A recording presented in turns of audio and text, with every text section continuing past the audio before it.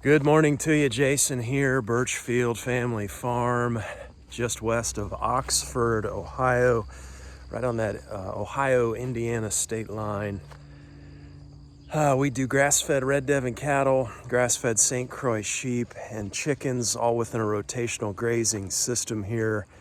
Under 5 acres in our rotation here. We're on just under 60 on our piece of ground here, our farm in total. Got a good word for you today. This comes from Micah 4. Rise and thresh, O daughter of Zion, for I will give you horns of iron, I will give you hoofs of bronze, and you will break to pieces many nations. You will devote their ill-gotten gains to the Lord, their wealth to the Lord of all the earth. We have some unusually warm weather here for late October. Had a little bit of rain move through last night, almost 4/10. That was awesome. Actually, we needed it. We were pretty dry here. I continue to get messages from you guys. I'd love it. Love hearing from you. I'm gonna try and get back to you as quick as I can. But I'm noticing some themes and some questions that continue to emerge in these messages that I get. One of those is, hey, looking to farm or homestead and looking to move more in that direction. Do you have any books that you recommend? You know, where could we start with some reading? Especially in this time, I like to do, my whole family loves to read. And going into winter here, love to sit down with a good book, and I'm gonna do just that today. Let's go over some of my favorite reads if you're looking to start into grazing, farming, homesteading. Let's check it out. Okay, so setting out, these are really my top 6 picks here.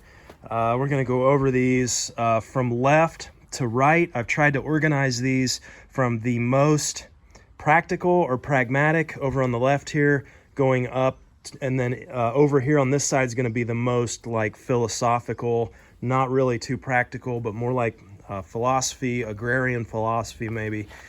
So looking over here, Andre Voisin's Grass Productivity, that's really like my top pick for very practical take. I mean, this was written in the 1950s, and this is just a must-have if you're going to be into grazing and pasture.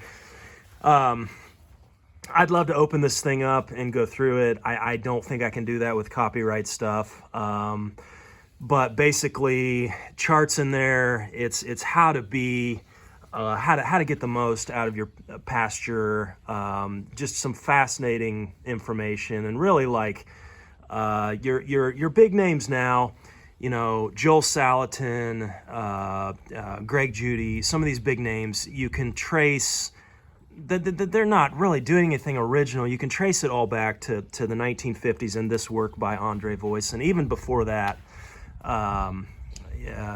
So that's just a must-have, in my opinion. A must-have read. The charts in the beginning are just particularly enlightening and useful. Just charts on grass and grass growth. We talked about that sigmoid curve of grass. Anyhow, that's a must-have. Sean and Beth Doherty. The Independent Farmstead. So if you're looking for a place to start with homesteading, you know, farming, this is just a very practical book. It's very down to earth. You know, they're going to focus more on the grass-fed side of things, but also go into stuff, you know, like electric fencing, water. You know, just a really, really good one there. To start with as well. Allen Nation Quality Pasture. This is an older one as well. Some really good information on, you know, thoughts on pasture. He's got a lot of information on liming in there. He's a big fan of liming. Not really sure how I've got mixed feelings on that, I guess, but it's a good one for specifically for pasture. Charles Walters and Gerald Fry. Gerald Fry wrote most of this. I think Charles Walters maybe did the foreword. Reproduction and animal health. This is a must-have for, especially for cattle on grass.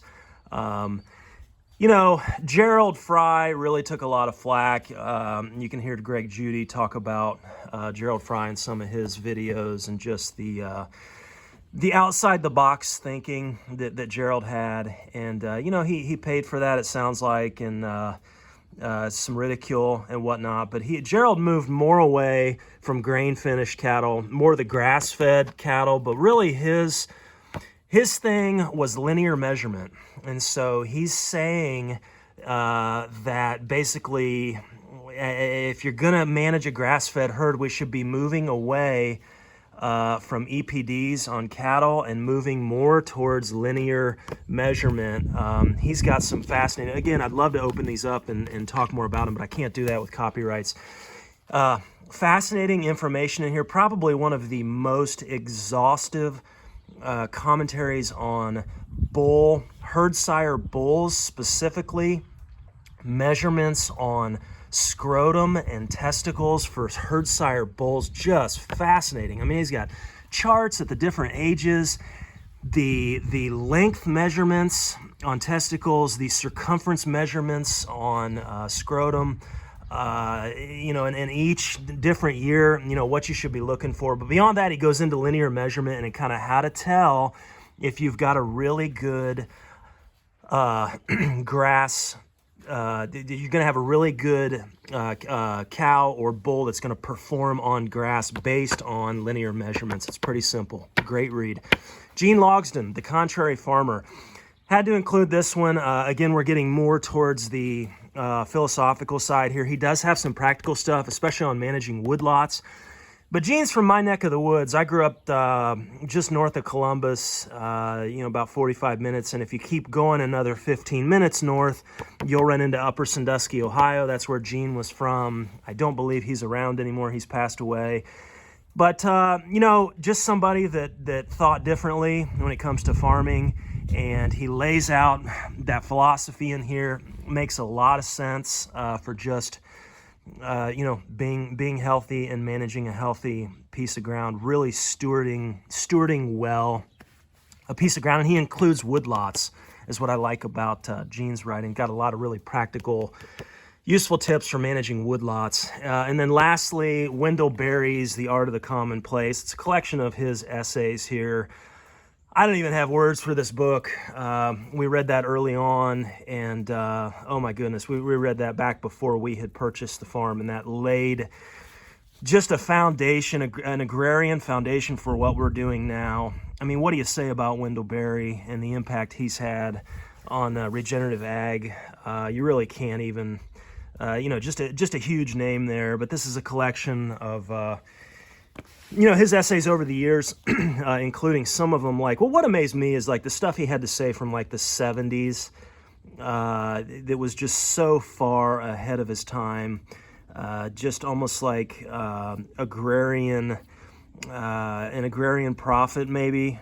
Could you call him that? I don't even know, but that's a good one. Again, more on the philosophical side. So those are kind of my six starters there. I am going to touch on one other thing here. Okay, so Joel Salatin gets like his own category here. Salatin, again, kind of like Wendell Berry. What in the world do you say about Salatin? He's so huge, right? And the contributions he's made to regenerative ag. But again, in my estimation, kind of listing from the most practical over to the more philosophical here. And these are just 4 of his books that we've enjoyed.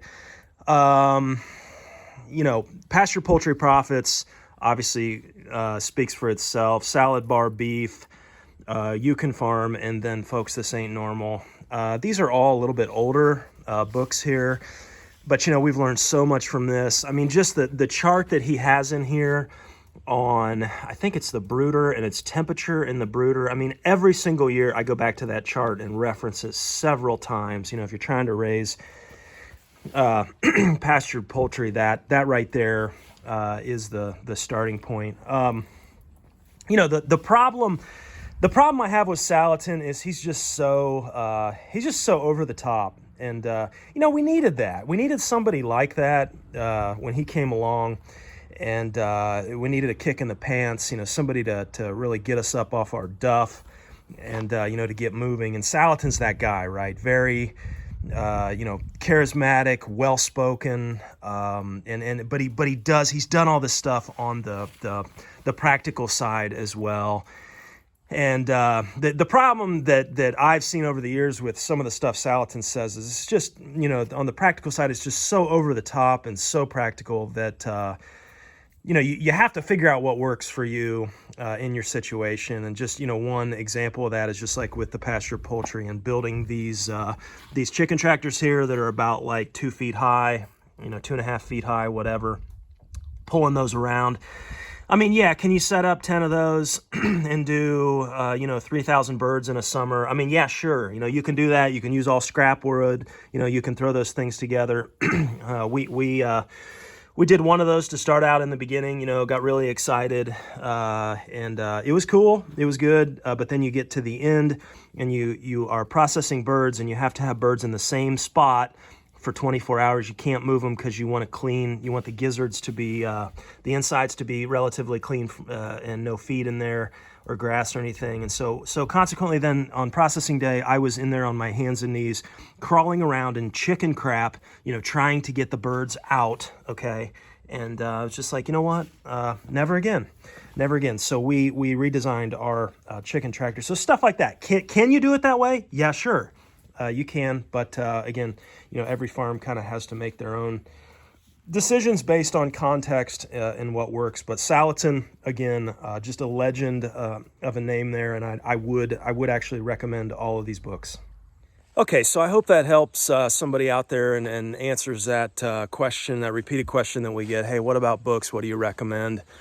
Should be more than enough reading to keep you going there, at least over the winter here. We are busy today. We're out here. Kids and I have been putting together another Johnson Sioux bioreactor for our compost. We built that one there. It's not much to look at right now. I tell you, there's a pile full of gold in there though. And I want to do another video on the Johnson Sioux and the compost we've made over the past year. We'll get that video out to you here sometime soon, so be looking forward to that. We have a cattle move to do today. I want to head out there and take care of that. Let's get out on some pasture here and talk. Okay, here we go. Paddock number 9 going on to paddock 10 here. We got some really good stuff we're headed on to. Let's get these guys moved here. Taking a look at, you can see we got some pretty heavy fly pressure here for late October. We've been unseasonably warm. Come on, Pat. Let's go, big boy. Come on. And, unseasonably warm temperatures has really created quite an environment for the flies. I noticed we got the ladybugs as well, the orange ladybugs that are biting. Those are annoying. But all that's about to come to an end. We're gonna pay for all this nice weather beginning of next week, where we start getting down into, what are you jumping around about? Start getting down into below freezing temperatures at night. So that'll clean up the fly problem. Oh, they're happy now. Look at them jumping. And so looking forward to that, but not looking forward to all the other challenges that freezing weather brings. I don't know if you can see that line right there. We've talked about the differences between set stock grazing and rotational grazing. And you can see we rent a lot of ground to a farmer who set stock grazes out here. You can see his cattle over there tucked under the tree. One of the other problems that you deal with when you're set stock grazing, it's these paths. And I don't know that I've ever talked about this, but these paths, cattle, if you leave them in one spot and just leave the water in one spot, turn them out, let them do whatever for the whole year, they will take the exact same path to the water every single time. And it's like a line that they make. And you can see we rotationally graze this. Was this just the first year? I don't remember. I'd have to look back. It's either been one year, just this year, or this year and last year, 2 years or 1 year, I don't remember. But you can see, if you can see the line here, see the line? That was an old cattle path from when we just had these 4 paddocks over here. His cattle were coming from over in this area, and they would come around and they would I'm not really seeing, yeah, there it is, right there. And you know, the problem with that, I mean, other than obviously compaction in bare spots, I mean, I can sit on the back porch up there in the evenings, and I can look out when it's dry, and you can see dust behind the cattle walking up to on the set stock grazed portion of our ground, and you can see dust blowing, and that's your topsoil. You know, your topsoil is blown away. So other than the compaction and losing the topsoil, you know, the other problem is these cow paths eventually become waterways. That's eventually what you know, can end up happening if they're left to go long enough. That compaction continues to go on. They continue to wear it down. You know, getting wet and then dry, that dirt's going to stick to the hooves. They're going to track it elsewhere, and then the paths sink down. And so you can see just how long it takes to heal one of those paths. I mean, you can see it here. I did come out with some seed. You can see some clover. I put some clover and alfalfa and whatnot in there, and it came back, but it's just going to takes time to heal those up. And so just another difference, right, between set stock grazing and rotational grazing. So looking at what we're coming off of here, we took this down pretty good here. We spent a couple days here. I did hay for a day out here, kind of dragging my feet here because we're waiting on the set stock grazed cattle to go back to where they go for the winter, so that we can use our winter water paddock setup. That usually happens around Thanksgiving, so we're a little bit early yet. But temperatures start to freeze, and that's the way we start thinking here. I don't mess around with running hoses and everything else, trying to blow lines out. We got buried lines, run the winter livestock water system up there. It's a Ritchie water. Highly recommend those if you're anywhere below freezing in the winter and keeping livestock. Paddock 9 here, coming off of that, coming on to paddock 10. Well, I tell you, pretty happy to see a pasture, you know, that looks like this. It's a little spotty. You can see some higher, greener stuff in spots here, but this is going to be very, very high in protein. You know, I may actually just bring a square bale out and just set out here in the middle, just so they can balance out, because this is going to be very high in protein. It's going to tend to make them a little runnier on that manure. But this in large parts really, really good grazing here. We'll get a day, maybe two here. We'll leave them here, maybe hay, do a little hay tomorrow. But let's get this mineral moved.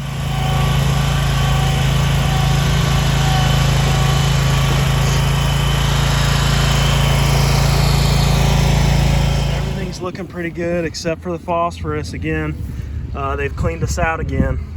And so we got some more phos here. We're gonna get that put in there. Let's, what do you say, Hanker? Going on, big guy?